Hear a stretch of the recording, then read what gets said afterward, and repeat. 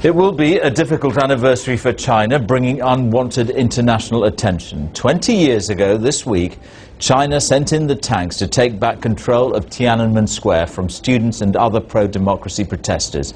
From that time, one image stands out of a lone protester who blocked a column of tanks. 4 photographers took pictures of that moment, and we've invited one of them back to Beijing. Jeff Widener tells us his story. So, James, this is where I shot the picture in Tiananmen Square. This is the same floor. And at this point, the army was in complete control of Beijing, was it?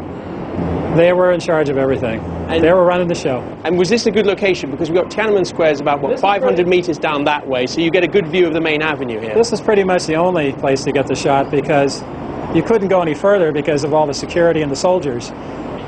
So how did you get up to this balcony?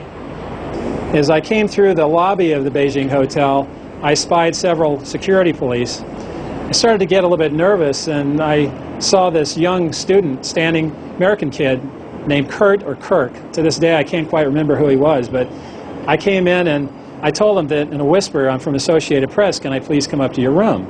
And he picked up on it rather quickly, and I came up here to the 6th floor.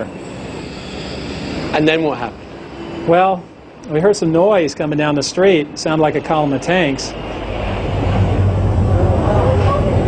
And just as I'm ready to focus and line up the tanks, this guy walks out waving his shopping bags, and I'm thinking, this guy's going to screw up my image and my composition.